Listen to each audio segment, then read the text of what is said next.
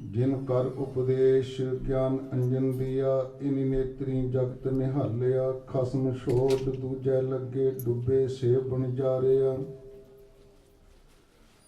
सतगुरु है बोहेता, बिरले किने विचारिया। कर कृपा पार उतारिया। ज्यों बुलावे त्यों बोले, स्वामी कुदरत कवन हमारी। साध संग नानक जस गायो,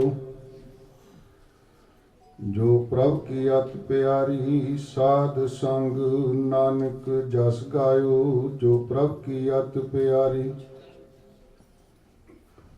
जुगो जुग अटल शब्द गुरु। सतगुरु गुरु ग्रंथ साहब जी की पवित्र पावन हजूरी अंदर सुभायमान हो रही गुरु प्यारी गुरु सवारी साध संगत जी, सतगुरु जी ने बख्शिश की है। आप सारिਆਂ ਨੂੰ ਹੁਣ ਫੇਰ गुरु की हजूरी ਵਿੱਚ बैठण ਦਾ पवित्र ਸਮਾਂ प्राप्त होया है। सती पहरी सत भला बईया पढ़िया पास। उथे पाप पुन विचारी है, कूड़ा घटे रास। जीवन के हर पल सुहावने बन जाते हैं जदों असी गुरु प्यारियां को बैठ करके गुरु की संगत में सुशोभित होकर के पाप की है ते पुण्य की है, चंगा की है ते मंदा की है दी विचार करते हैं। उस संगत विच आप जी सुभायमान हो। सोदर दी बाणी दे पाठ तो उपरंत आप जी ने बने हुए प्रोग्राम के अनुसार सन्मानयोग भाई सर्वजीत सिंह जी रंगीला जी, उन्होंने जथे पासों गुरबाणी का रस पिना कीर्तन सरवण किया है। अज का यह विशेष समागम बंदी छोड़ दिवस ते दिवाली नूं समर्पित है, जिथे आप जी बैठ करके गुरु की हजूरी च आनंदित हो रहे हो, कीर्तन का रस मान रहे हो। उत्थे नाल ही कुछ समय लिए गुरमत विचारां की सोझी प्राप्त करने वास्ते, गुरमत विचारां नाल जुड़न वास्ते समा प्राप्त होया है।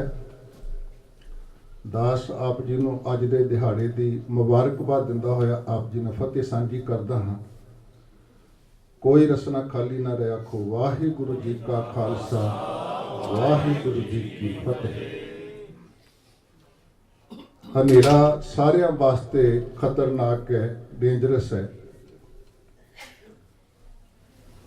भावें कोई पढ़िया लिखिया होवे, अनपढ़ होवे, गरीब होवे, अमीर होवे, राजा होवे, रंक होवे, कोई स्त्री होवे, पुरुष होवे, हनेरे विच हर मनुख नूं ठेडा भजदा है, वो डिग सकदा है। कबीर साहब जी ने इस करके अगवाई बख्शिश की है, अंधकार सुख कभे न सोई है, कि हनेरे दे विच किसे मनुख मात्र नूं भी, किसे जीव नूं भी सुख प्राप्त नहीं हो सकता। राजा रंक दो मिल रोई है। इसे करके उस मालिक ने हनेरे तो बाहर कढ़ण वास्ते गुरु नानक साहब जी की जोत नूं, गुरु नानक साहब जी नूं संसार विच भेजिया। जदों कि हर पासे कूड़ की अमावस का पसारा है, गुरु नानक पातशाह जी ने आप इस गल नूं इमेजिन किया, आप इस गल नूं अनुभव किया कि जदों मैं संसार के अंदर वातावरण वाल किसी भी पक्ष तो ध्यान मार के वेखदा हाँ, चाहे वह मनुख की धार्मिक जिंदगी है, चाहे वह समाजिक जिंदगी है, चाहे वह आर्थिक लैवल है, या वह समाजिक जिंदगी की गल है, हर पक्ष से मैं जदों ध्यान मार के वेखदा है तो मैनू इंज प्रतीत होता है कि धर्म पंकर उड़ रहा, कूड़ अमावस सच चंद्रमा दिसै नाही कह चढ़िया। ਹੋਂ ਭਾਲ ਬਿਕੁੰਨੀ ਹੋਈ, ਅੰਧੇਰੇ ਰਾਹ ਨਾ ਕੋਈ। ਕਿ ਮੈਨੂੰ ਹਰ ਪਾਸੇ ਹਨੇਰਾ ਹੀ ਹਨੇਰਾ ਨਜ਼ਰ ਆ ਰਿਹਾ ਹੈ। ਮੈਂ ਬਹੁਤ ਯਤਨ ਕੀਤਾ ਕਿ ਇਹਦੇ ਵਿੱਚੋਂ ਸੱਚ ਲੱਭ ਸਕੇ। ਔਰ ਗੁਰੂ ਸਾਹਿਬ ਜੀ ਜਿੱਥੇ ਵੀ ਜਾਂਦੇ ਨੇ, ਜਿੱਥੇ ਕੋਈ ਕਨਵਰਸੇਸ਼ਨ ਹੁੰਦੀ ਹੈ, ਵਿਚਾਰ ਵਟਾਂਦਰਾ ਹੁੰਦਾ ਹੈ, ਗੋਸ਼ਟੀ ਹੁੰਦੀ ਹੈ, ਜਿੱਥੇ ਵੀ ਡਾਇਲੌਗ ਹੁੰਦਾ ਹੈ, ਉੱਥੇ ਸਤਿਗੁਰੂ ਇਹੀ ਗੱਲ ਸਾਹਮਣੇ ਲਿਆਉਂਦੇ ਵੀ ਭਾਈ ਸੰਸਾਰ ਦੇ ਅੰਦਰ, ਮਾਤਲੋਕ ਦੇ ਅੰਦਰ ਹਨੇਰਾ ਛਾਇਆ ਹੋਇਆ ਹੈ। ਜਦੋਂ ਸਤਿਗੁਰੂ ਜੀ ਦੂਸਰੀ ਉਦਾਸੀ ਸਮੇਂ ਸੁਮੇਰ ਪਰਬਤ ਤੇ ਜਾਂਦੇ ਨੇ, ਜੋਗੀਆਂ ਨਾਲ ਵਾਸਤਾ ਪੈਂਦਾ ਹੈ। ਜੋਗੀ ਸਤਿਗੁਰੂ ਜੀ ਨੂੰ ਸਵਾਲ ਕਰਦੇ ਨੇ, ਸਿੱਧ ਪੁੱਛਣ ਸੁਣ ਨਾਨਕਾ, ਮਾਤ ਲੋਕ ਵਿੱਚ ਕਿਆ ਵਰਤਾਰਾ। ਸਭ ਸਿੱਧੀ ਇਹ ਬੁੱਝਿਆ, ਕਲ ਤਾਰਨ ਨਾਨਕ ਅਵਤਾਰਾ।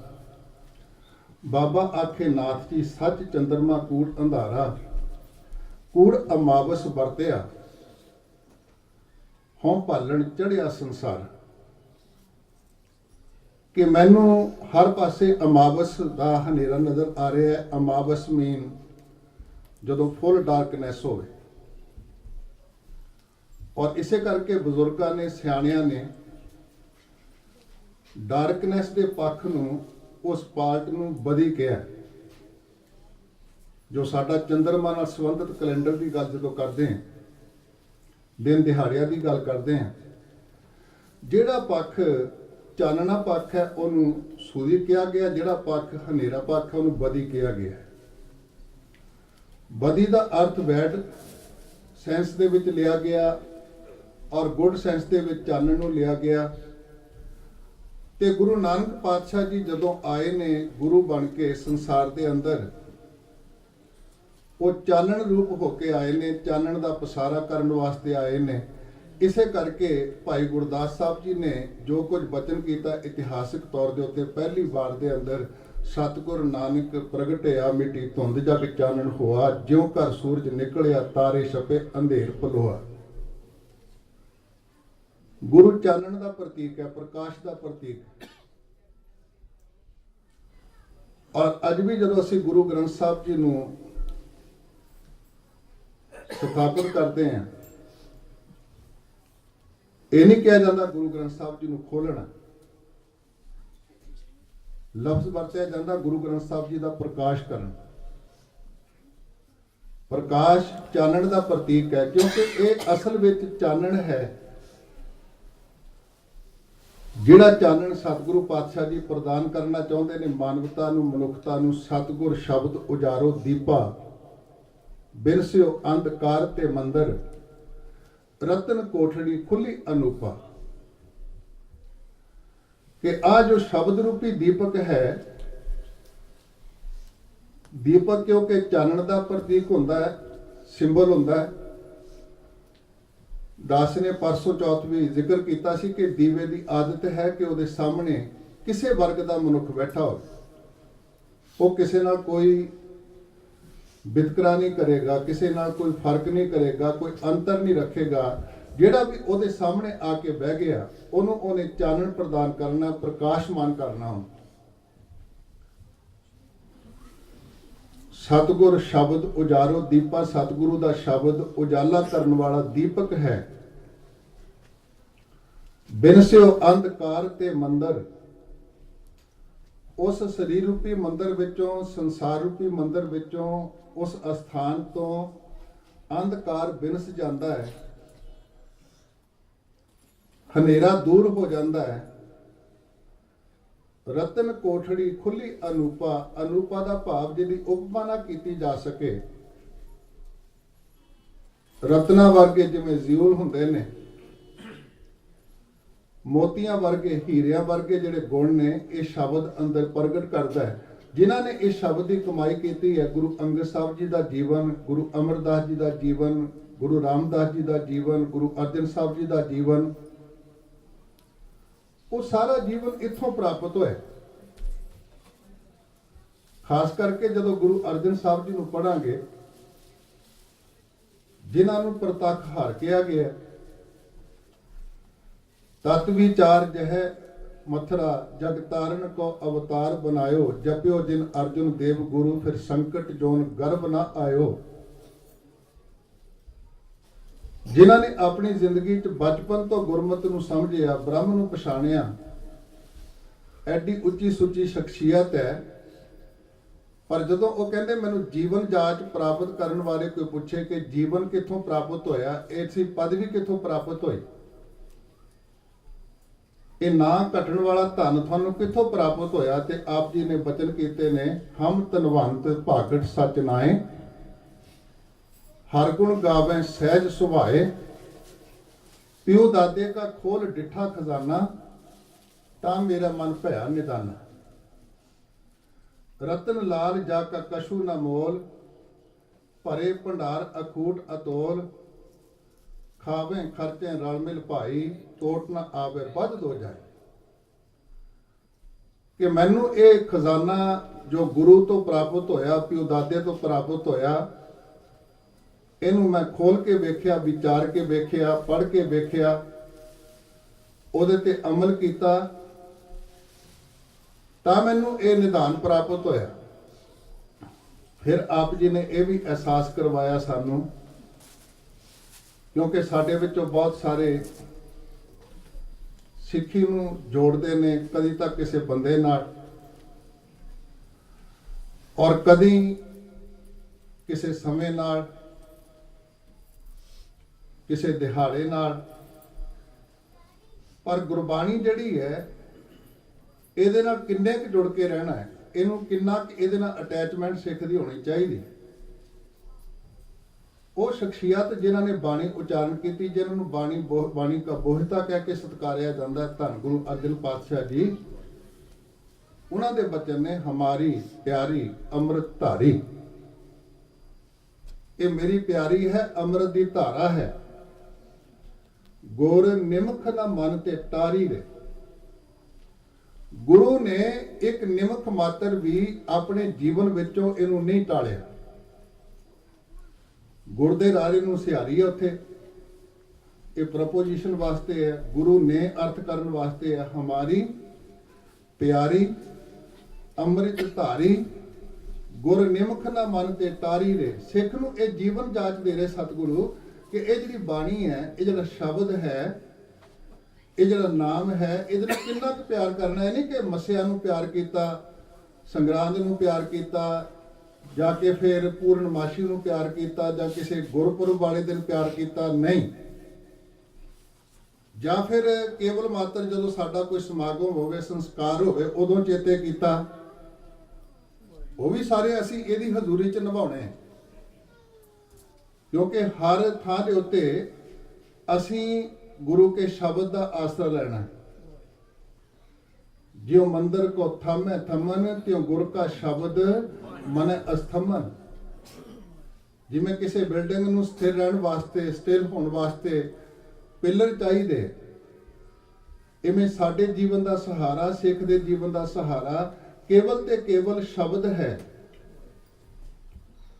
गुरु हरगोबिंद साहब जी के जीवन का सहारा केवल गुरु का शब्द है, बाणी है। ये मत समझना कि गुरु हरगोबिंद साहब जी ने बाणी उच्चारण नहीं की, उन्होंने कोई होर पक्ष होएगा, नहीं। उही गुरु हरगोबिंद साहब जी बाणी तो सदके जाते हैं, बाणी तो कुर्बान होंगे ने। जो भाई गोपाला जी जपजी साहब का केवल पाठ सुनाते हैं, तो सतगुरु कहते मैं सारा कुछ ये तो कुर्बान करने वास्ते तैयार हाँ, क्योंकि मेरा शरीर गुरु नहीं, गुरु तो गुरबाणी है, जपजी है। आप जी जिथे भी जाते हैं उत्थे बाणी का शब्द, बाणी की विचार। इस करके जो सानू चानन बख्शिश किया है वह है दीवा मेरा एक नाम, दुख विच पाया तेल, उन चानन ओ सोखिया चुका जम स्यो मेल। जो गुरु नानक पातशाह जी गया तीरते गए, जिथे लोग पितरां दा उधार करते सन, ते गुरु साहब जी नूं भी बेनती की भी तुसीं आ काम करो, 360 दीवे बालो ताकि साल विच पूरा चानन प्राप्त हो सके। उन्हां लोकां दा विचार है ਕਿ ਆਤਮਾ ਨੂੰ ਉੱਥੋਂ ਤੱਕ ਪਹੁੰਚਣ ਵਾਸਤੇ ਪੂਰਾ ਸਾਲ ਲੱਗਦਾ ਹੈ, 360 ਦਿਨ ਲੱਗਦੇ, ਤੇ ਉਹ 360 ਦੀਵੇ ਬਾਲਦੇ, ਜਾਂ ਫਿਰ ਉਹ ਰਸਮ ਅਦਾ ਕਰਨ ਵਾਸਤੇ, ਫਾਰਮੈਲਿਟੀ ਕਰਨ ਵਾਸਤੇ 360 ਦੀਵਿਆਂ ਦੀ ਮੋਟੀ ਬੱਤੀ ਵੱਟ ਕੇ ਉਹਨੂੰ ਇੱਕੋ ਵਾਰੀ ਅੱਗ ਲਾ ਦੇਣੀ। ਪਰ ਗੁਰਦੇਵ ਪਿਤਾ ਜੀ ਨੇ ਗੁਰੂ ਗ੍ਰੰਥ ਸਾਹਿਬ ਜੀ ਦੇ ਪਾਵਨ ਅੰਗ 358 ਦੇ ਉੱਤੇ ਆਸਾ ਰਾਗ ਦੇ ਅੰਦਰ ਇਹ ਬਚਨ ਕੀਤਾ ਕਿ ਭਾਈ ਤੁਸੀਂ ਜਿਹੜਾ ਦੀਪਕ ਬਾਲਣਾ ਚਾਹੁੰਦੇ ਹੋ, ਮੈਂ ਉਸ ਪਾਸੇ ਨਹੀਂ ਤੁਰਨਾ ਚਾਹੁੰਦਾ, ਮੈਂ ਤਾਂ ਕੇਵਲ ਤੇ ਕੇਵਲ ਦੀਵਾ ਬਾਲਾਂਗਾ। ਦੀਵਾ ਮੇਰਾ ਏਕ ਨਾਮ, ਦੁੱਖ ਵਿੱਚ ਪਾਇਆ ਤੇਲ। ਕੇਵਲ ਨਾਮ ਦਾ ਦੀਵਾ, ਤੁਸੀਂ ਇਹਨਾਂ ਦੀਵਿਆਂ ਵਿੱਚ ਤੇਲ ਪਾ ਕੇ ਸਾੜਦੇ ਹੋ, ਮੈਂ ਇਸ ਨਾਮ ਰੂਪੀ ਦੀਵੇ ਵਿੱਚ ਆਪਣੇ ਦੁੱਖ ਪਾ ਕੇ ਸਾੜਾਂਗਾ। ਜਿੰਨੀਆਂ ਮੇਰੀਆਂ ਮੁਸ਼ਕਲਾਂ ਨੇ ਮੈਂ ਉਹ ਪਾ ਕੇ ਸਾੜਾਂਗਾ। ਦੁੱਖ ਵਿੱਚ ਪਾਇਆ ਤੇਲ, ਉਹਨ ਚਾਨਣ ਉਹ ਸੋਖਿਆ। ਜਿਵੇਂ ਦੀਵਾ ਸੁੱਕਦਾ ਜਾਂਦਾ ਹੈ, ਤੇਲ ਸੁੱਕਦਾ ਜਾਂਦਾ ਹੈ, ਮੇਰੇ ਜੀਵਨ ਦੇ ਵਿੱਚੋਂ ਦੁੱਖ ਮੁੱਕਦੇ ਜਾਂਦੇ ਨੇ। ਦੁੱਖ ਰੋਗ ਸੰਤਾਪ ਉਤਰੇ, ਸੁਣੀ ਸੱਚੀ ਬਾਣੀ। ਉਹਨ ਚਾਨਣ ਉਹ ਸੋਖਿਆ, ਚੁੱਕਾ ਜਮ ਸਿਓ ਮੇਲ। ਔਰ ਇਹ ਦੀਪਕ ਪ੍ਰਕਾਸ਼ ਕਰਨ ਦੇ ਨਾਲ ਸ਼ਬਦ ਰੂਪੀ ਦੀਵਾ ਮੇਰੇ ਜੀਵਨ ਦੇ ਵਿੱਚੋਂ ਜਿੰਨੇ तमाम ਦੁੱਖ ਨੇ, ਜਮ ਦਾ ਦੁੱਖ, ਮੌਤ ਦਾ ਦੁੱਖ, ਉਹ ਸਾਰਿਆਂ ਦੀ ਸਮਾਪਤੀ ਹੋ ਗਈ। ਦੀਵਾ ਮੇਰਾ ਏਕ ਨਾਮ, ਦੁੱਖ ਵਿੱਚ ਪਾਇਆ ਤੇਲ। ਉਨ ਚਾਨਣ ਉਹ ਸੋਖਿਆ, ਚੁੱਕਾ ਜਮ ਸਿਓ ਮੇਲ। ਫਿਰ ਗੁਰਦੇਵ ਪਿਤਾ ਗਏ ਉੜੀਸਾ ਵਿੱਚ, ਜਗਨਨਾਥਪੁਰੀ ਵਿੱਚ, ਜਿੱਥੇ ਬਹੁਤ ਉੱਚੇ ਉੱਚੇ ਵੱਡੇ ਵੱਡੇ ਰੱਥ ਜਿਹੜੇ ਨੇ ਉਹਨਾਂ ਦੀ ਯਾਤਰਾ ਕੱਢੀ ਜਾਂਦੀ। ਕਈ ਭੁਲੇਖੇ ਵਿੱਚ, ਭਰਮਾਂ ਵਿੱਚ ਫਸੇ ਗਰੀਬ ਲੋਕ ਜਿਹੜੇ ਨੇ, ਉਹਨਾਂ ਨੂੰ ਪੁਜਾਰੀ ਸ਼੍ਰੇਣੀ ਨੇ ਇਹ ਦ੍ਰਿੜ ਕਰਵਾ ਦਿੱਤਾ ਵੀ ਜੇ ਰੱਥ ਦੇ ਥੱਲੇ ਆ ਕੇ ਮਰ ਜਾਓਗੇ ਮੁਕਤੀ ਪ੍ਰਾਪਤ ਹੋ ਜਾਏਗੀ। ਇੱਕ ਕ੍ਰਿਸ਼ਨ ਜੀ ਦਾ ਰੱਥ ਨਿਕਲਦਾ, ਦੂਸਰਾ ਉਹਨਾਂ ਦੇ ਬ੍ਰਦਰ ਦਾ, ਭਰਾ ਦਾ ਰੱਥ ਨਿਕਲਦਾ। ਲੋਕ ਲੰਮੇ ਪੈ ਜਾਂਦੇ ਨੇ, ਰੱਥ ਉੱਪਰੋਂ ਲੰਘਦਾ, ਜੀਵਨ ਦੀ ਸਮਾਪਤੀ ਹੋ ਜਾਂਦੀ ਹੈ। ਉਹ ਮੁਕਤ ਹੋਣਾ ਲੋਚਦੇ ਨੇ। ਪਰ ਗੁਰਮਤ ਵਿੱਚ ਜੋ ਸਾਨੂੰ ਸਮਝਾਇਆ ਗਿਆ ਹੈ, ਉਹ ਕਿਸੇ ਰੱਥ ਯਾਤਰਾ ਥੱਲੇ ਆ ਕੇ ਮੁਕਤੀ ਨਹੀਂ। ਪ੍ਰਭ ਕੀ ਆਗਿਆ ਆਤਮ ਹਿਤਾਵੈ, ਜੀਵਨ ਮੁਕਤ ਸੋ ਕਹਾਵੇ। ਸਾਡੀ ਮੁਕਤੀ ਹੈ ਗੁਰੂ ਕੀ ਆਗਿਆ ਨੂੰ, ਗੁਰੂ ਕੇ ਹੁਕਮ ਨੂੰ ਪਿਆਰ ਕਰਨਾ। ਜਿਵੇਂ ਗੁਰਸਿੱਖਾਂ ਨੇ ਕੀਤਾ, ਜਿਵੇਂ ਗੁਰੂ ਸਾਹਿਬਾਨ ਨੇ ਕੀਤਾ। ਪ੍ਰਭ ਕੀ ਆਗਿਆ ਆਤਮ ਹਿਤਾਵੈ, ਜੀਵਨ ਮੁਕਤ ਸੋ ਕਹਾਵੇ। ਫਿਰ ਸਤਿਗੁਰੂ ਚਲੇ ਗਏ ਮੰਦਿਰ ਦੇ ਅੰਦਰ, ਆਰਤੀ ਦਾ ਸਮਾਂ ਸੀ। ਉਹਨਾਂ ਲੋਕਾਂ ਨੇ ਦੀਪਕ ਪ੍ਰਕਾਸ਼ਮਾਨ ਕੀਤੇ ਦੀਵੇ ਬਾਲਣ ਤੋਂ ਬਾਅਦ, ਕਿਉਂਕਿ ਸਿਸਟਮ ਹੈ ਉਹਨਾਂ ਲੋਕਾਂ ਦਾ ਕਿ ਮੂੰਹ ਦੇ ਦੁਆਲੇ ਕਿੰਨੀ ਵਾਰੀ ਘੁਮਾਉਣਾ, ਲੱਤਾਂ ਦੇ ਦੁਆਲੇ ਕਿੰਨੀ ਵਾਰੀ ਘੁਮਾਉਣਾ, ਪੂਰੀ ਬਾਡੀ ਦੇ ਦੁਆਲੇ ਕਿੰਨੀ ਵਾਰੀ ਘੁਮਾਉਣਾ। ਉਹ ਫਿਰ ਸਮੱਗਰੀ ਭੇਟਾ ਕਰਦੇ ਆ। ਇਸ ਤਰ੍ਹਾਂ ਉਹ ਆਰਤੀ ਕਰ ਰਹੇ ਸਨ ਤੇ ਗੁਰੂ ਸਾਹਿਬ ਉੱਥੇ ਗਏ, ਚੁੱਪਚਾਪ ਖੜੇ ਰਹੇ। ਜਦੋਂ ਇਹ ਸਮਾਪਤੀ ਕੀਤੀ, ਉਹਨਾਂ ਲੋਕਾਂ ਨੇ ਬੜਾ ਇਤਰਾਜ਼ ਕੀਤਾ ਕਿ ਤੁਸੀਂ ਆਏ ਹੋ ਸਾਡੇ ਧਾਰਮਿਕ ਸਥਾਨ ਦੇ ਉੱਤੇ ਧਰਮ ਦੀ ਗੱਲ ਕਰਨ ਵਾਸਤੇ, ਪਰ ਤੁਸੀਂ ਸਾਡੇ 'ਚ ਸ਼ਾਮਲ ਕਿਉਂ ਨਹੀਂ ਹੋਏ। ਇਹ ਗੁਰੂ ਨਾਨਕ ਪਾਤਸ਼ਾਹ ਦਾ ਨਿਆਰਾਪਨ ਔਰ ਸਿੱਖ ਨੂੰ ਅੱਜ ਵੀ ਕਾਇਮ ਰੱਖਣ ਦੀ ਜ਼ਰੂਰਤ ਹੈ। ਜਿੱਥੇ ਮਰਜ਼ੀ ਆਪਾਂ ਚਲੇ ਜਾਈਏ, ਲੇਕਿਨ ਗੁਰਮਤ ਤੋਂ ਡਿੱਗ ਨਾ ਪਈਏ।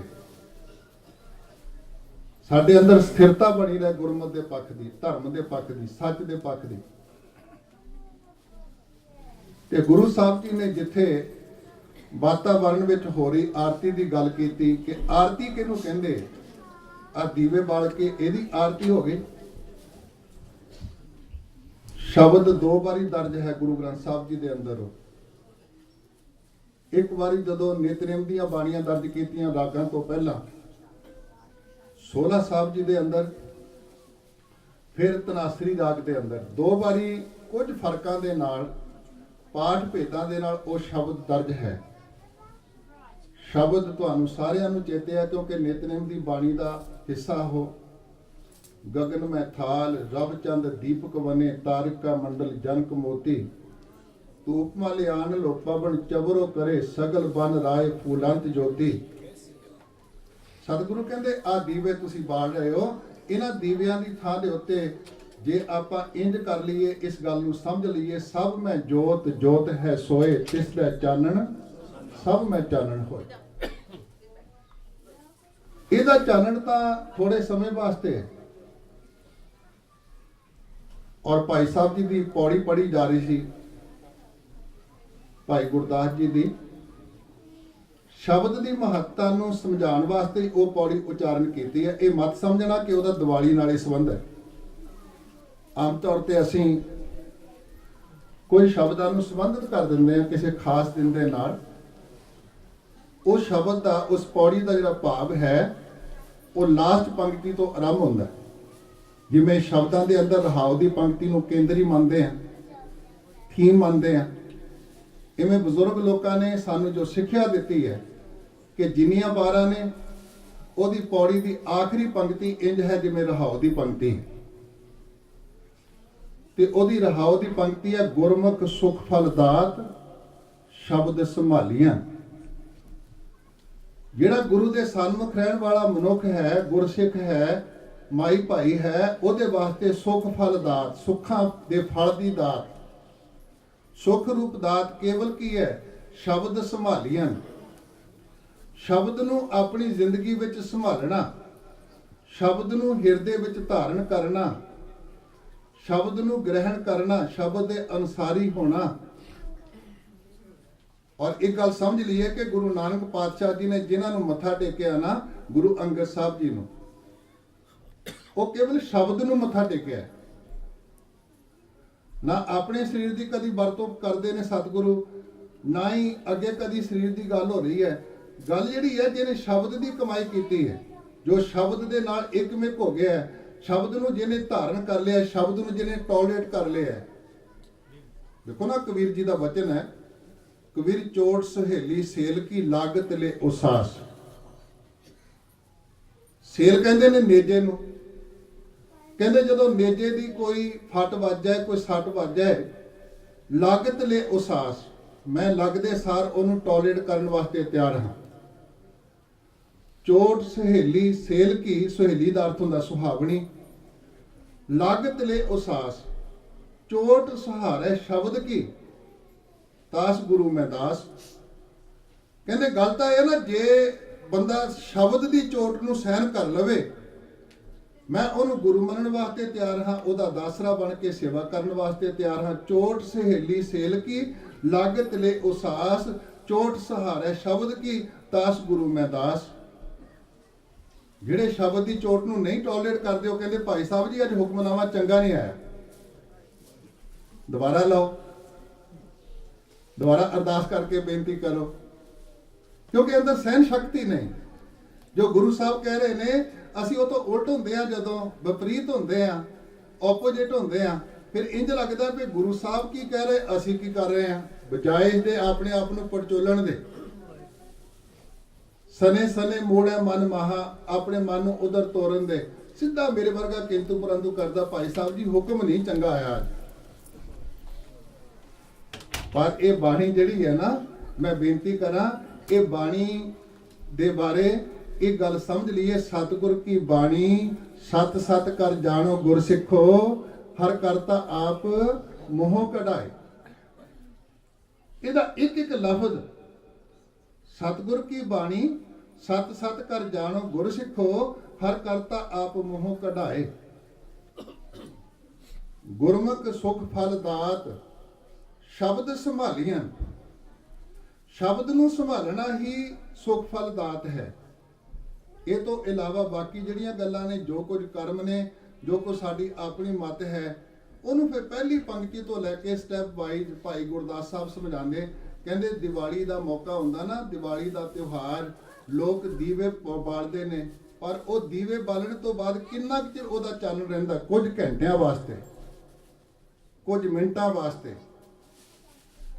ਕਹਿੰਦੇ ਸ਼ਬਦ ਤੋਂ ਬਿਨਾ, ਸ਼ਬਦ ਦੇ ਚਾਨਣ ਤੋਂ ਬਿਨਾ, ਸ਼ਬਦ ਦੇ ਸੁੱਖ ਤੋਂ ਬਿਨਾ ਜਿੰਨੇ ਸਾਨੂੰ ਦੁਨਿਆਵੀ ਤੌਰ ਤੇ ਸੁੱਖ ਪ੍ਰਤੀਤ ਹੁੰਦੇ ਨੇ, ਉਹ ਦੀਵਾਲੀ ਦੀ ਰਾਤ ਦੀਵੇ ਬਾਲੀਆਂ ਵਾਂਗੂ ਨੇ। ਬੋਲੇ ਸੋ ਨਿਹਾਲ। ਜਿਵੇਂ ਦੀਵਾਲੀ ਦੇ ਦੀਵੇ ਬਾਲੇ ਥੋੜੀ ਦੇਰ ਬਾਅਦ ਬੁਝ ਗਏ, ਉਹ ਨਾਸ਼ਵਾਨ ਨੇ ਸਾਰੇ ਪਦਾਰਥ। फिर दूजी एग्जाम्पल दी आप जी ने, रात्रि चल रही है, आकाश वाल ध्यान मार के वेखिए तारे नजर आ रहे हैं, पर जब जिमें ही प्रभात होएगी, जिमें सवेर होएगी, सवेर होने तो बाद तारे किथे जाणगे, लभणगे। कहते तारियां दी छां जां तारियां दे चानण वर्गे इन्हां पदार्थां दा सुख है। तारे जात सनात अंबर भालियां, जिन्ने दुनियावी पदार्थ ने साड़ियां अपनियां मनमतियां विचारां ने, उन्हां दा सुख केवल दिवाली दे दीवियां वर्गा थोड़े चिर दा है, थोड़े वक्त दा है। दिवाली दी रात दीवे बालियां, तारे जात सनात अंबर भालियां। सवेरे लभणे हुण तारे लभ सकदे, सानू नहीं दिखाई दिंदे, क्योंकि सूरज दे चानण दे सामने फिक्के पै जांदे ने। तारे छपे अंधेर पलोआ, सूरज दा ਉਹ ਸਾਹਮਣਾ ਕਰਨ ਵਾਸਤੇ ਤਿਆਰ ਨੇ। ਫਿਰ ਤੀਸਰੀ ਐਗਜ਼ਾਮਪਲ ਦਿੱਤੀ ਆਪ ਜੀ ਨੇ, ਫੁੱਲਾਂ ਦੀ ਬਾਗਾਤ ਚੁਣ ਚੁਣ ਚਾਲੀਆਂ। ਤੁਸੀਂ ਸਵੇਰੇ ਵਾਕ ਕਰਨ ਵਾਸਤੇ ਜਾਂਦੇ ਹੋ, ਸੈਰ ਕਰਨ ਵਾਸਤੇ ਜਾਂਦੇ ਹੋ, ਬਗੀਚਿਆਂ ਵਿੱਚ, ਪਾਰਕਾਂ ਵਿੱਚ ਬੜੀਆਂ ਰੌਣਕਾਂ ਹੁੰਦੀਆਂ, ਲੇਕਿਨ ਕੁਝ ਮਿੰਟਾਂ ਬਾਅਦ, ਕੁਝ ਘੰਟੇ ਬਾਅਦ, ਕੁਝ ਸਮੇਂ ਬਾਅਦ ਉਹਨਾਂ ਪਾਰਕਾਂ 'ਚ ਕੋਈ ਹੁੰਦਾ, ਥੋੜੇ ਸਮੇਂ ਦਾ ਉੱਥੇ ਰੌਣਕ ਮੇਲਾ ਹੁੰਦਾ। ਜਿੰਨੇ ਵੀ ਦੁਨਿਆਵੀ ਪਦਾਰਥ ਨੇ, ਜਿੰਨੇ ਵੀ ਸਾਨੂੰ ਦੁਨਿਆਵੀ ਸੁੱਖ ਪ੍ਰਤੀਤ ਹੁੰਦੇ ਨੇ, ਉਹ ਫੁੱਲਾਂ ਕੀ ਬਗਾਤ ਚੁਣ ਚੁਣ ਚਾਲੀਆਂ। ਜਿਵੇਂ ਮਾਲੀ ਜਾਂਦੇ ਨੇ, ਮਾਲਣਾ ਜਾਂਦੀਆਂ ਨੇ, ਫੁੱਲ ਚੁਣਦੇ ਨੇ, ਚੁਣ ਕੇ ਵਾਪਸ, ਇਵੇਂ ਹੀ ਉਹ ਥੋੜੇ ਚਿਰ ਵਾਸਤੇ ਨੇ। दिवाली दी रात दीवे बालियां, तारे जात सनात अंबर भालियां, फुल्लां दी बगात चुन चुन चालियां। ते फिर चौथी एग्जाम्पल दी आप जी ने, कहते तीर्थ जाति जात नैण निहालियां। किते तीर्थां ते मेला लग्या होवे, ਇੱਥੇ ਤਾਂ ਤੁਸੀਂ ਸੰਭਾਲ ਲੈਂਦੇ ਹੋ ਨਾ, ਨਾਲ ਦੀ ਨਾਲ ਹੀ ਸਮੇਟਣਾ ਪੈਂਦਾ, ਨਹੀਂ ਤਾਂ ਜ਼ਮਾਨਾ ਹੋਣ ਦਾ ਡਰ ਹੈ, ਪਨਿਸ਼ਮੈਂਟ ਹੋਣ ਦਾ ਡਰ ਹੈ। ਇੰਡੀਆ 'ਚ ਆਪਾਂ ਵੇਖਦੇ ਹਾਂ ਜਿੱਥੇ ਮੇਲਾ ਲੱਗਿਆ ਹੋਵੇ, ਦੂਜੇ ਦਿਨ ਮਿੱਟੀ ਉੱਡਦੀ, ਸਵਾਹ ਉੱਡਦੀ, ਰਾਖ ਉੱਡਦੀ, ਕਾਗਜ਼ ਉੱਡਦੇ, ਲਿਫਾਫੇ ਉੱਡਦੇ। ਤੇ ਜਦੋਂ ਕੋਈ ਮੇਲਾ ਹੋਵੇ, ਤੀਰਥ ਯਾਤਰਾ ਹੋਵੇ, ਜੋੜ ਮੇਲਾ ਹੋਵੇ, ਉਹ ਕਿੰਨੇ ਰੌਣਕ ਵਾਲਾ ਸਮਾਂ ਬਣ ਜਾਂਦਾ ਹੈ, ਲੇਕਿਨ ਉਸ ਤੋਂ ਬਾਅਦ ਕੁਝ ਸਮੇਂ ਬਾਅਦ ਉੱਥੇ ਰੌਣਕ ਲੱਭ ਸਕਦੀ ਹੈ। ਕਹਿੰਦੇ ਇਹ ਤੀਰਥ ਯਾਤਰਾ ਵਰਗੀ ਰੌਣਕ ਹੈ, ਖੁਸ਼ੀ ਹੈ, ਜੋ ਪਦਾਰਥਾਂ ਦੇ ਤੌਰ ਤੇ ਆਪਾਂ ਮੰਨਦੇ ਹਾਂ। ਤੀਰਥ ਜਾਤੀ ਜਾਤ ਨੈਣ ਨਿਹਾਲੀਆਂ, ਆਪਾਂ ਵੇਖਦੇ ਹਾਂ ਅੱਖਾਂ ਨਾਲ। ਮੇਲੇ ਤੋਂ ਦੂਜੇ ਦਿਨ ਕੋਈ ਜਾ ਕੇ ਉੱਥੇ ਰੌਣਕ ਲੱਭੇ, ਨਹੀਂ ਲੱਭੇਗੀ, ਲੇਕਿਨ ਮੇਲੇ ਦੇ ਅੰਦਰ ਕਿਤੇ ਜਲੇਬੀਆਂ ਬਣ ਰਹੀਆਂ, ਕਿਤੇ ਪਕੌੜੇ ਬਣ ਰਹੇ, ਕਿਤੇ ਕੁਝ ਬਣ ਰਿਹਾ, ਕਿਤੇ ਘੋਲ ਹੋ ਰਹੇ ਹੈ, ਕਿਤੇ ਪੰਘੂੜਿਆਂ ਤੇ ਬੱਚੇ ਚੜ ਕੇ ਆਨੰਦ ਲੈ ਰਹੇ ਹੈ। ਉਹ ਮੇਲਾ ਜਿੰਨਾ ਚਿਰ ਹੈ ਉਨੀ ਦੇਰ। तीर्थ जाति जात नैन निहालियां, फिर हर चंदौरी झात बसाए उचालियां। हर चंदौरी का भाव जिमें कोई फेक सिटी होवे, नकली इमेजिन किया होया, जिहड़ा सच नहीं हुंदा। हरी चंद की नगरी जिन्हों कहा जाता है, छलावा, धोखा, कीटन किसी ना होनी, सच ना होना, जिमें आपां ओह वेखदे हां। कहंदे इवें सानू ये सारा कुछ प्रतीत होंदा, जो कुछ असी वेखीए संसारिक तौर के उत्ते शब्द तो बिना। इस करके हुण भाई गुरदास साहब कहंदे, मैं सारी गल करन तो बाद दिवाली दी रात दीवे बालियां, तारे जात सनात अंबर भालियां, फुल्लां दी बगात चुन चुन चालियां, तीर्थ जाति जात नैन निहालियां। और उस तो बाद हर चंदौरी झात बसाए उचालियां। ते लास्ट गल कीती जिहड़ी समझानी चाहुंदा ने, कहंदे गुरमुख सुख फल दात शब्द संभालियां। गुरमुख जिहड़ा सन्मुख है गुरु दे, ओनू सुख फल दात केवल किवें प्राप्त होनी, शब्द दी संभाल करके होनी। इस करके शब्द दी असी संभाल कर सकीए। सानू गुरु साहब जी ने किरपा कीती कि गुरु अमरदास पातशाह जी के सामने, मैं दोपहरे भी गल की सी, विचार दी सी, बेनती की थी कि गुरु अमरदास साहब जी के सामने उन्होंने समय भाई पारो जी परमहंस जिहड़े होए, उन्होंने तजवीज़ रखी कि सच्चे पातशाह आपां एक बारी साल विच इकट्ठे होई जिन्हें साडी प्रचारक श्रेणी है, जिन्होंने मंजीदार कहा जाता, वो इकट्ठे होण, संगतां इकट्ठियां होण, असीं अपनी स्वै पड़चोल करिए बैठ करके। ये विसाखी का पुरब गुरु अमरदास जी के समय तो आरंभ होया और वो बड़ा सार्थक हो निबड़िया। उस विसाखी के पुरब का नतीजा सी कि 10वें पातशाह जी के समय मैं प्रगटिओ मर्द अगमड़ा बरियाम अकेला बाबा गोबिंद सिंह आपे गुर चेला। उस विसाखी नूं फिर उस संपूर्णता दी खालसा पंथ नूं, क्योंकि खालसा पंथ की आरंभता इसकी साधना तो गुरु नानक पातशाह जी ने की। अगे ਉਹਦੀ उसारी योगदान पाया गुरु साहबान जी ने, ते फाइनल टच दी दशमेश पिता जी ने। इवें ही सियाणियां ने यह गल सोची कि जदों असीं अनमत तो बचना होवे उहदा की कीता जाए। मैं रोपड़ रहिंदा हाँ, भाई अमरजीत सिंह जी उत्थे पढ़ के आए ने। कॉलेज के बिल्कुल नेड़े है चमकौर साहब, 6 किलोमीटर का वक्फा है। उत्थे हर साल दशहरा भरदा, जिहड़ा शहीदी अस्थान है कतलगढ़ साहब, उस अस्थान के उत्ते दशहरे का जोड़ मेला होंदा। भावें सानूं भुलेखिਆਂ के कारण कई तरह के भरम खड़े कर दिते गए कि जिहड़ा बंदा 10 वारी इत्थे दशहरा दर्शन कर लवे उन्होंने हजूर साहब जाण की जरूरत नहीं। बड़ी चलाकी नाल उस बंदे ने सानूं तख्त साहब तो भी तोड़ दिता ते अनमत नाल भी जोड़ दिता। असल विच जदों किसी बच्चे तो अणजाण तो इयाणे तो कोई वस्तु लैनी होवे ना, जे असीं खोण दा यतन करांगे वो रोएगा। लेकिन जदों बच्चे नूं तुसीं दूजी वस्तु हत्थ विच पकड़ा दिओ, वो पहली वस्तु नूं अपने आप ही सुट दिंदा, वो तो मंगण की जरूरत नहीं पैंदी। साडे बजुर्गां ने, साडे बाबियां ने, साडे सियाणियां ने, गुरु साहिबान जी ने ये बहुत वधिया तकनीक की गल कीती कि गुरसिੱਖੀ बचाउण वास्ते उसे दिन अपने बच्चों नूं, अपनियां बच्चियां नूं, गुरसिੱਖਾਂ नूं कोई अल्टरनेटिव दिता जाए। किते ये ना होवे भी रोवे राम निकाला भया सीता लक्ष्मण बिछड़ गया, रोवे दहसर लंक गवाए जिन सीता आंदी डोरू बाए, ओदी पूजा करन लग पैणे। इन्हां नूं ये प्रतीत होवे कि एक पासे तां वो इतिहासक तत्थ है, राम गयो रावण गयो जाको बहु परवार, को नानक की स्थिर नहीं सुपने जो संसार। पर किस राम की पूजा करनी?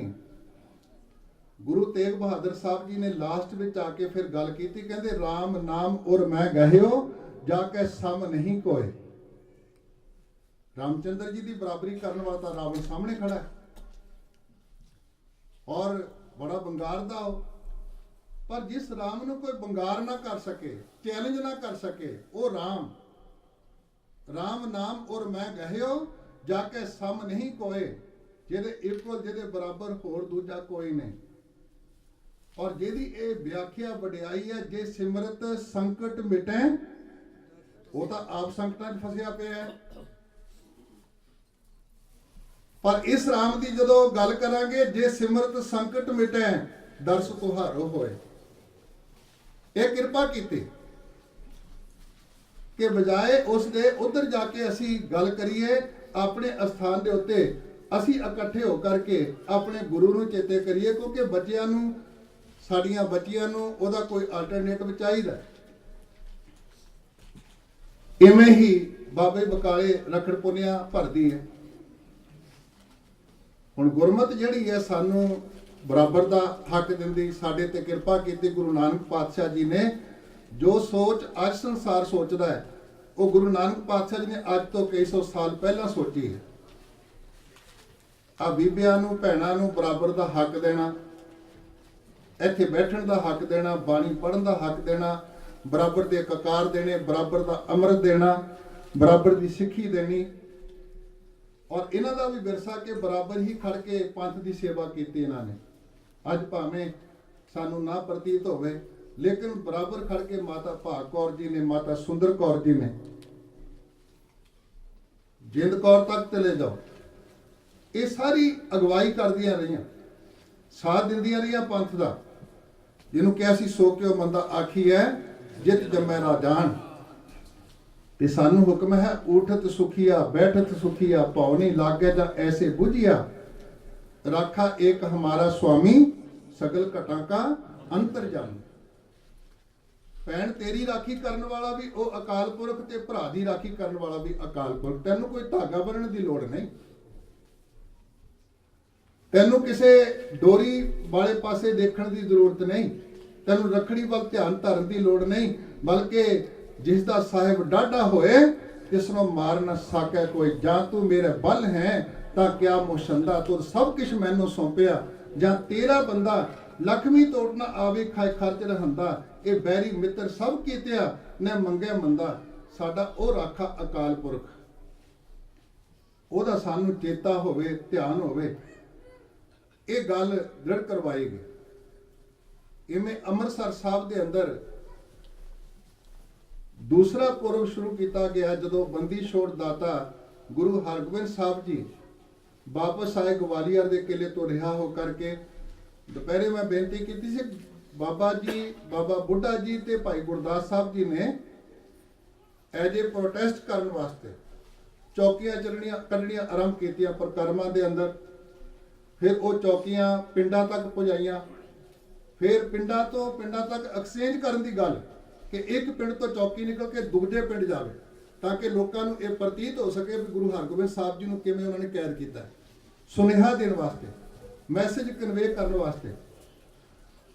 ਔਰ ਪੂਰੇ ਹਿੰਦੁਸਤਾਨ ਵਿੱਚ ਇੱਕ ਤਰ੍ਹਾਂ ਦੀ ਅੱਗ ਲੱਗ ਗਈ।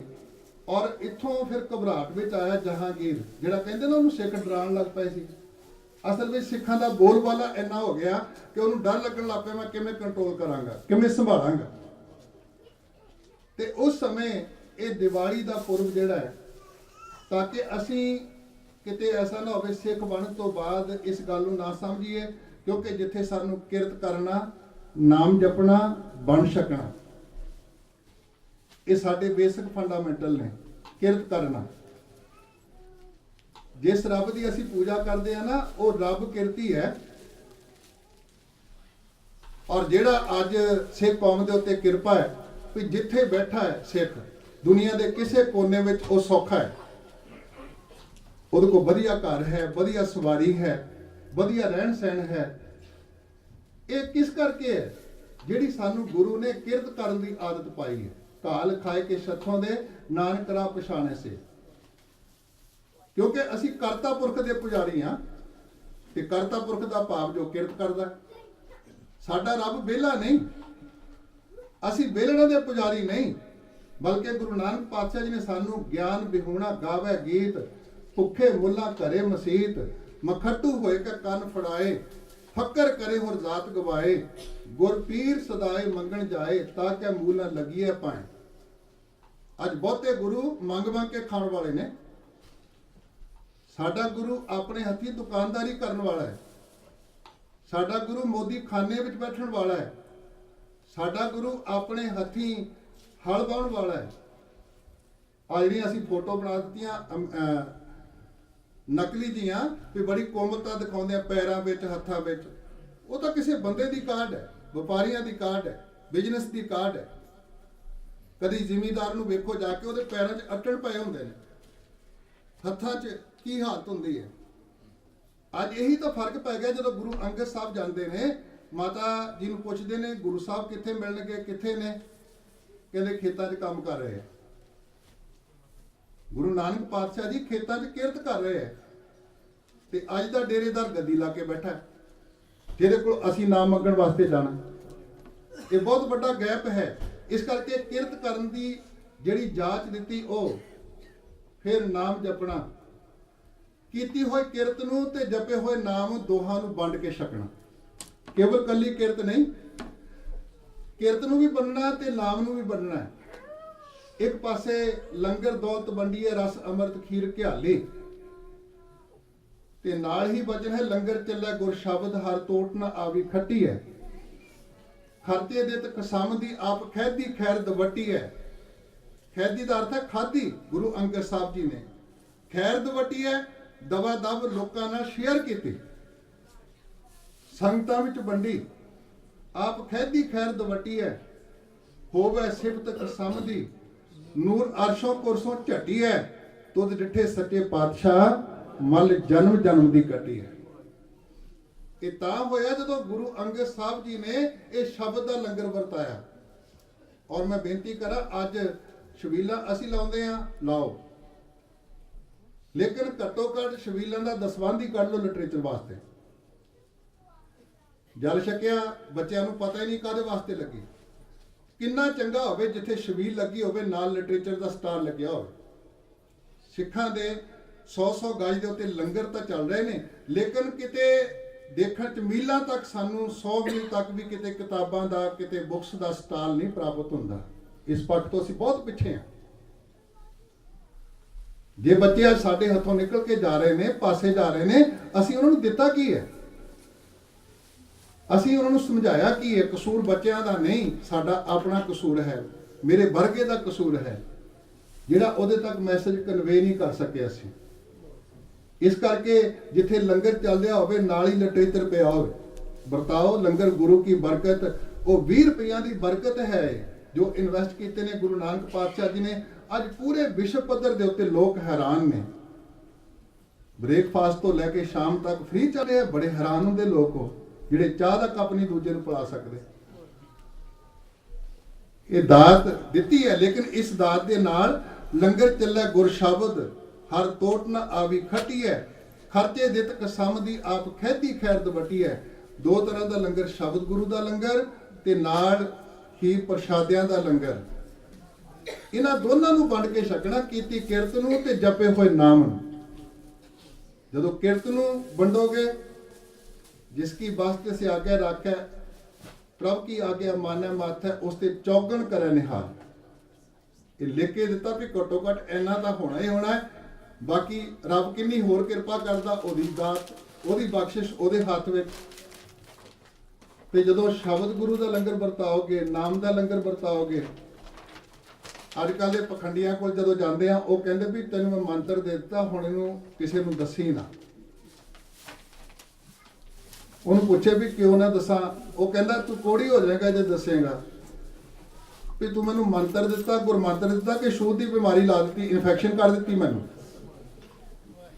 ਪਰ ਗੁਰੂ ਰਾਮਦਾਸ ਪਾਤਸ਼ਾਹ ਜੀ ਨੇ ਕਿਰਪਾਲਤਾ ਕੀਤੀ, ਜਨ ਨਾਨਕ ਧੂੜ ਮੰਗੈ ਤਿਸ ਗੁਰ ਸਿੱਖ ਕੀ, ਜੋ ਆਪ ਜਪੈ ਅਵਰਾ ਨਾਮ ਜਪਾਵੇ। ਕੇਵਲ ਕੱਲੇ ਪ੍ਰਸ਼ਾਦੇ ਨਾ ਵਰਤਾਈਏ, ਗੁਰੂ ਸ਼ਬਦ ਦਾ ਲੰਗਰ, ਜਿਹਦੇ ਕਰਕੇ ਸੰਸਾਰ ਦੇ ਅੰਦਰ ਚਾਨਣ ਹੋਣਾ ਹੈ। ਆ ਕੇਵਲ ਚਾਨਣ ਨੂੰ ਦੀਵਾਲੀ ਤੱਕ ਹੀ ਪ੍ਰਤੀਕ ਨਾ ਮੰਨੀਏ। ਇਹ ਗੁਰਬਾਣੀ ਇਸ ਜਗ ਮੈਂ ਚਾਨਣ ਕਰਮ ਬਸੈ ਮਾਨਿ ਆਏ। ਇਹਦਾ ਚਾਨਣ ਕਰਨ ਦਾ ਯਤਨ ਕਰੀਏ, ਇਹਦਾ ਪ੍ਰਕਾਸ਼ ਕਰਨ ਦਾ ਯਤਨ ਕਰੀਏ ਲੋਕਾਂ ਦੇ ਹਿਰਦਿਆਂ ਤੱਕ, ਮਾਨਵਤਾ ਦੇ ਹਿਰਦਿਆਂ ਤੱਕ। ਇਹ ਸਾਡੇ ਬੇਸਿਕ ਫੰਡਾਮੈਂਟਲ ਨੇ, ਕਿਰਤ ਕਰਨਾ, ਨਾਮ ਜਪਣਾ, ਵੰਡ ਛਕਣਾ। ਇਹਦੇ ਨਾਲ ਹੀ 3 ਹੋਰ ਨੇ। ਉਹ ਹੈ ਪੂਜਾ ਅਕਾਲ ਕੀ। ਅਸੀਂ ਸਮਾਜ 'ਚ ਰਹਿਣਾ ਹੈ, ਇੱਕ ਦੂਜੇ ਦੇ ਤਿਉਹਾਰਾਂ ਵਿੱਚ ਸ਼ਾਮਲ ਹੋਣਾ ਹੈ, ਸਾਡਾ ਫਰਜ਼ ਬਣਦਾ ਹੈ। ਜਿੱਥੇ ਕਿਸੇ ਨੂੰ ਹੈਲਪ ਦੀ ਲੋੜ ਹੋਵੇ ਉੱਥੇ ਕਰੀਏ, ਨਾਲ ਖੜੀਏ। ਜੇ ਸਾਡੀ ਖੁਸ਼ੀ ਵਿੱਚ ਸ਼ਾਮਲ ਹੁੰਦਾ, ਸਾਨੂੰ ਵੀ ਸ਼ਾਮਲ ਹੋਣਾ ਪਏਗਾ। ਜੇ ਸਾਡੇ ਦੁੱਖ ਵਿੱਚ ਸਾਡੇ ਨਾਲ ਖੜਦਾ ਦੂਜਾ, ਸਾਨੂੰ ਵੀ ਖੜਨਾ ਪਏਗਾ। ਪਰ ਇਹਦੇ ਨਾਲ ਜ਼ਿੰਦਗੀ ਦੇ ਅੰਦਰ ਸਤਿਗੁਰੂ ਪਾਤਸ਼ਾਹ ਜੀ ਦਾ ਉਹ ਸਿਧਾਂਤ ਕਿਤੇ ਐਸਾ ਨਾ ਹੋਵੇ ਅਸੀਂ ਘਰ 'ਚ ਬਣਾ ਕੇ ਲక్ష్ਮੀ ਦੀ ਪੂਜਾ ਕਰਦੇ ਫਿਰੀਏ, ਬਈ ਖਾਤਿਆਂ ਨੂੰ ਕਿਤੇ ਧੂਪ ਬੱਤੀ ਕਰਦੇ ਫਿਰੀਏ। ਉਹ ਪੁਰਾਣੀਆਂ ਗੱਲਾਂ ਵਿਗਿਆਨ ਨੇ ਧੱਜੀਆਂ ਉਡਾ ਕੇ ਰੱਖ ਦਿੱਤੀਆਂ। ਹੁਣ ਤਾਂ ਸਾਰਾ ਕੁਝ ਕੰਪਿਊਟਰਾਈਜ਼ ਹੈ। ਆ ਜੋਨੀ ਵਾਕਰ ਬੈਠਾ ਇੱਕ ਦਿਨ ਟੀਵੀ ਦੇ ਉੱਤੇ, ਉਹ ਕੰਪਿਊਟਰ ਦੇ ਅੱਗੇ ਟੱਲੀਆਂ ਖੜਕਾਉਣ ਲੱਗਿਆ ਵਾ। ਤੇ ਉਹ ਪੁੱਛੇ ਉਹਦਾ ਪਿਓ ਵੀ ਤੂੰ ਕੀ ਕਰਦਾ ਹੈ? ਕਹਿੰਦਾ ਹੁਣ ਸਾਰਾ ਕੁਝ ਤਾਂ ਇੱਥੇ ਪਿਆ, ਮੈਂ ਖਾਤਿਆਂ ਦੀ ਪੂਜਾ ਕਰਦਾ। ਕਿੱਥੋਂ ਕਰੋਗੇ? ਸਾਨੂੰ ਨਹੀਂ ਜ਼ਰੂਰਤ ਦਿੱਤੀ ਸਤਿਗੁਰੂ ਨੇ। ਪੂਜਾ ਅਕਾਲ ਦੀ, ਪਰਚਾ ਸ਼ਬਦ ਕਾ, ਦੀਦਾਰ ਖਾਲਸੇ ਦਾ। ਇਸ ਕਰਕੇ ਅਸੀਂ ਆਪਣਾ ਜੋ ਨਿਆਰਾਪਨ ਹੈ ਉਹ ਬਚਾ ਕੇ ਰੱਖਣਾ ਹੈ। ਸਮਝਣਾ ਉਹਨੂੰ ਕਿ ਅਸੀਂ ਇਹਨਾਂ ਤਿਉਹਾਰਾਂ ਵਿੱਚ ਸ਼ਾਮਲ ਹੁੰਦੇ ਆ, ਇਹਨਾਂ ਨੂੰ ਮਨਾਉਂਦੇ ਆ। ਆਪਣੇ ਜੋ ਸਾਡੇ ਬੇਸਿਕ ਨਿਯਮ ਨੇ, ਸਾਡੇ ਰੂਲ ਨੇ, ਉਹਨਾਂ ਨੂੰ ਸਮਝ ਕੇ ਤੁਰਨਾ ਹੈ। ਪੂਜਾ ਅਕਾਲ ਦੀ, ਅਸੀਂ ਰੱਬ ਦੀ ਪੂਜਾ ਕਰਨੀ ਕੇਵਲ, ਤਾਂ ਕਿ ਸਾਡੇ ਜੀਵਨ ਦੇ ਵਿੱਚੋਂ ਚਿੰਤਾ ਮਨ ਚਿਤਵਤ ਚਿੰਤਾ ਚਿੱਤ ਤੇ ਚੁਰਾਈ, ਅਜੋਨੀ ਅਰਾਧੇ ਜੋਨ ਸੰਕਟ ਕਟਾਏ। ਕਿਸੇ ਤਰ੍ਹਾਂ ਦੀ ਚਿੰਤਾ ਸਾਨੂੰ ਬਾਕੀ ਨਾ ਰਹੇ, ਕਿਉਂਕਿ ਚਿੰਤਾ ਨੂੰ ਦੂਰ ਕਰਨ ਵਾਲਾ ਕੇਵਲ ਪ੍ਰਮਾਤਮਾ, ਉਹਦਾ ਸਿਮਰਨ, ਉਹਦੀ ਭਗਤੀ ਹੋ ਸਕਦੀ, ਹੋਰ ਕੁਝ ਨਹੀਂ ਹੋ ਸਕਦਾ। फिर परचा शब्द का, परचे का अर्थ है लीन होना, परचे का अर्थ है परचना, जुड़ना, अटैच होना। आम लफ्ज है पंजाबी का, जो बच्चा रो रहा हो कहते परचा लो, खुश कर लो, सैटिस्फाई कर लो। तो साड़ी सैटिस्फैक्शन कितों होनी, पूजा अकाल की समझ कितों लगनी, ये परचा शब्द का। परचा शब्द का भाव अपनी सुरत नूं जोड़ करके इस बाणी का अध्ययन करना। घर च पोथियां रखो, जिन्ना समा लगता है उन्ना समा चाहे एक शब्द रोज पढ़ो। सिमरन करते हैं, बहुत मुबारक है, बड़ा औखा रात नूं जागना, टाइम कढ़ना अपने काम विचों, लेकिन सिमरन करते हैं जे असीं 1.5 घंटा सिमरन करते हैं, 2 घंटे करते हैं ना बैठ के, मैं बेनती करांगा उन्हां वीरां नूं घट्टो घट लड़ीवार जपजी साहब की एक पौड़ी की विचार कर लिया करो। फिर सानू अपने आप पता लगेगा सिमरन की महत्ता की है, सिमरन कहंदा की है, सिमरन करना किवें है। क्योंकि साडा अपनी मत नाल कुछ नहीं होना। इत्थे सिमरन करना वो भी गुरु की मत के अनुसार, भगती करनी वो भी गुरु की मत के अनुसार। जोगी जंगलों जाके करते भगती करते सी ना, गुरु नानक ने एक्सैप्ट नहीं किया उन्होंने भी थोड़ी भगती मैनू नहीं प्रवान, बच्चे भुखे मरदे, परिवार पिछे भुखा बैठा, इस्त्री थोड़ी तरसदी, सारे पैसे धेले नूं, कपड़ियां नूं, माँ बाप थोड़े दवाइयां नूं तरसदे, रोटी नूं तरसदे, सेवा नूं तरसदे, मैनू इहो जी भगती मैं नहीं प्रवान करदा। इस करके इत्थे भगत भी गुरु की मत अनुसार। इत्थे जो गुरु साहब जी ने हुक्म किया ना, भाई रे गुरबिन भगत ना होए, पूछो ब्रह्म नारद वेद व्यासै कोय। गुरु की मत अनुसार भगती, सिमरन गुरु की मत अनुसार। वो तां समझ लगेगा जे किते घट्टो घट जप जी दे अर्थ पढ़ लीए, फिर आप ही उन्हें क्लीयर कर देना। एक दूजी भो लख होहे, लख होवे लख 20, लख लगेड़ा आखियां, एक नाम जगदीश, इतरा पत पवड़ियां चढ़ियां होए अकीस। वो भलिया तू इस राह दे उत्ते तुर के भी मैं एक जीव ना जप लिया, मेरी 20 लाख हो गई, फिर 20 लाख ना 20 लाख बारी जप लिया, कहते इस तरह तू करता है भी मेरा ਉਹਦੇ ਨਾਲ मिलाप हो जाए, इस पौड़ी राही चढ़ना चाहता है। ये पौड़ी पता किदां दी तेरे अंदर कितना अहंकार पैदा हो रहा है।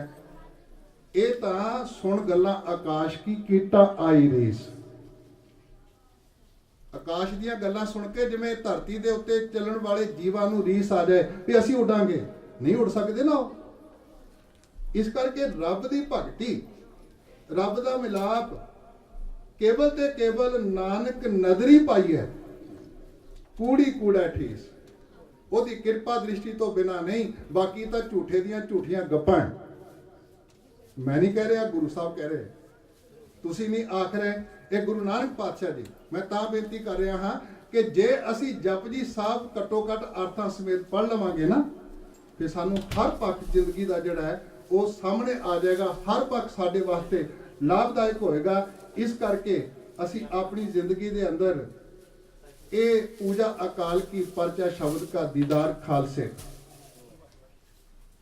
और नाल ही उन्हां लोकां नूं भी चेते रखना है कि समय की सरकार ने उस वेले पाबंदी ला दी, दिवाली के मौके ते इकट्ठे होने की जो दरबार साहब असी करते हैं सदियों तो, लेकिन भाई मनी सिंह जी ने यत्न किया, सरकार ने क्या नहीं कर सकते, उन्होंने वादा किया मैं 5000 रुपया टैक्स जमा करवावांगा, सानू आग्ञा दे दिओ, परमिशन मिल गई। लेकिन परमिशन मिलने तो बाद उन्होंने अंदर चलाकी सी कि सिखां नूं असीं लभ लभ के मारते हैं, कितना चंगा होया एक थां ते इकट्ठे होणगे खत्म कर देंगे। लेकिन भाई मनी सिंह जी नूं दूर अंदेशी दे नाल उन्होंने समझ लिया, इस गल नूं सुनेहे भेज दिते, संगत नहीं इकट्ठी होई, ते जदों संगत ना इकट्ठी होई तो फिर टैक्स कितों पे करना है। उन्होंने क्या टैक्स जमा कराओ, जे नहीं कराओ इस्लाम कबूल करो। भाई साहब जी ने दोनों गल्लां तो रिफ्यूज कर दिता, इनकार करता, मैं ना टैक्स जमा करवावांगा ना मैं इस्लाम कबूल करांगा। ज्वाइंट बाई ज्वाइंट जिन्हों बंद बंद कटना कहते, वो पनिशमेंट दे करके आप जी नूं शहीद किया गया। अज दे दिहाड़े दे नाल संबंधित दिवाली वाले दिन नहीं, क्योंकि दिवाली का पर्व तो मनाया है, वो तो बाद 1637 के अंदर तकरीबन एक घटना वापरी है, जिन्होंने असी चेते करते हैं ਜਿਨ੍ਹਾਂ ਸਿੰਘਾਂ ਸਿੰਘਣੀਆਂ ਨੇ ਧਰਮ ਇਹ ਸੀਸ ਦਿੱਤੇ, ਬੰਦ-ਬੰਦ ਕਟਾਏ, ਖੋਪਰੀਆਂ ਲੋਹਾਈਆਂ, ਚਰਖੜੀਆਂ ਤੇ ਚੜੇ, ਆਰਿਆਂ ਨਾਲ ਚੀਰੇ ਗਏ, ਗੁਰਦੁਆਰਿਆਂ ਦੀ ਸੇਵਾ ਲਈ ਕੁਰਬਾਨੀਆਂ ਕੀਤੀਆਂ, ਧਰਮ ਨਹੀਂ ਹਾਰਿਆ, ਸਿੱਖੀ ਕੇਸਾਂ ਸਵਾਸਾਂ ਸੰਗ ਨਿਭਾਈ, ਇਹਨਾਂ ਦੀ ਕਮਾਈ ਦਾ ਧਿਆਨ ਕਰਕੇ ਬੋਲੋ ਜੀ ਵਾਹਿਗੁਰੂ। ਅੱਜ ਉਹ ਵੀ ਦਿਹਾੜਾ ਸਾਨੂੰ ਚੇਤੇ ਕਰਨ ਦੀ ਲੋੜ ਹੈ।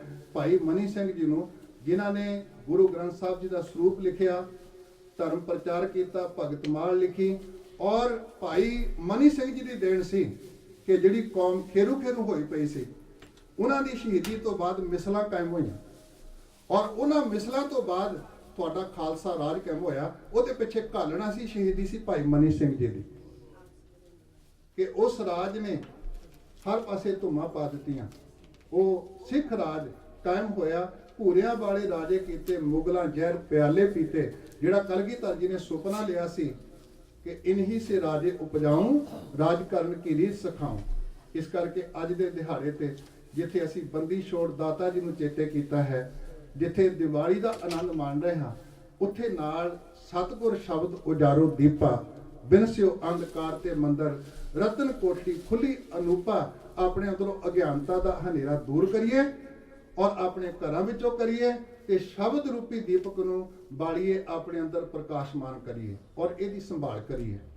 ਮੈਂ ਇੱਕ ਬੇਨਤੀ ਕਰਕੇ ਸਮਾਪਤੀ ਕਰ ਦੇਣੀ, ਕਿਉਂਕਿ ਸਨਮਾਨਯੋਗ ਭਾਈ ਸਾਹਿਬ ਜੀ ਪਹੁੰਚ ਚੁੱਕੇ ਨੇ, ਕਿ ਦੀਪਕ ਪ੍ਰਕਾਸ਼ ਦਾ ਸੂਚਕ ਹੈ, ਗੁਰੂ का शब्द रोशनी है, पर यह रोशनी किहदे हथ विच होवे वो सोचना पैना। जे चोर दे हथ विच टॉर्च होएगी उन्हें ताले तोड़ी जाने, जे बाचमैन दे हथ विच होएगी राखी करेगा। इस करके सुचजे हत्थां विच होवे साडे प्रचारक, साडे प्रबंधक, गुरु की भौ विच रहण वाले। गुरु किरपा करे सानू गुरमत दी सोझी सारिआं नूं होवे, ਤਾਂ ਕਿ ਅਸੀਂ ਗੁਰੂ ਸ਼ਬਦ ਦੀ ਰੋਸ਼ਨੀ ਨਾਲ ਜਿੱਥੇ ਆਪਣੇ ਘਰਾਂ ਨੂੰ, ਆਪਣੇ ਹਿਰਦਿਆਂ ਨੂੰ, ਆਪਣੀ ਸੋਚ ਨੂੰ ਰੋਸ਼ਨ ਕਰ ਸਕੀਏ, ਉੱਥੇ ਨਾਲ ਗੁਰਬਾਣੀ ਇਸ ਜੱਗ ਮੈਂ ਚਾਨਣ ਪੂਰੇ ਸੰਸਾਰ ਤੱਕ ਇਹ ਰੋਸ਼ਨੀ ਫੈਲਾ ਕਰਕੇ ਸੱਚਮੁੱਚ ਕਹਿਣ ਜੋਗੇ ਹੋ ਸਕੀਏ। ਨਾਨਕ ਨਾਮ ਚੜ੍ਹਦੀ ਕਲਾ ਤੇਰੇ ਭਾਣੇ, ਸਰਬੱਤ ਦਾ ਭਲਾ। ਦਾਸ ਫਿਰ ਆਪ ਜੀ ਨੂੰ ਅੱਜ ਦੇ ਦਿਹਾੜੇ ਦੀ ਲੱਖ ਲੱਖ ਮੁਬਾਰਕਬਾਦ ਦਿੰਦਾ ਹੋਇਆ, ਆਪਣੀਆਂ ਭੁੱਲਾਂ ਵਾਸਤੇ ਖਿਮਾ ਮੰਗਦਾ ਹੋਇਆ ਆਪ ਜੀ ਨਾਲ ਫਤਿਹ ਦੀ ਸਾਂਝ ਕਰਦਾ ਹਾਂ। ਫਤਿਹ ਦਾ ਜਵਾਬ ਫਤਿਹ ਵਿੱਚ ਦਿਓ। ਆਖੋ ਜੀ ਵਾਹਿਗੁਰੂ ਜੀ ਕਾ ਖਾਲਸਾ, ਵਾਹਿਗੁਰੂ ਜੀ ਕੀ ਫਤਿਹ।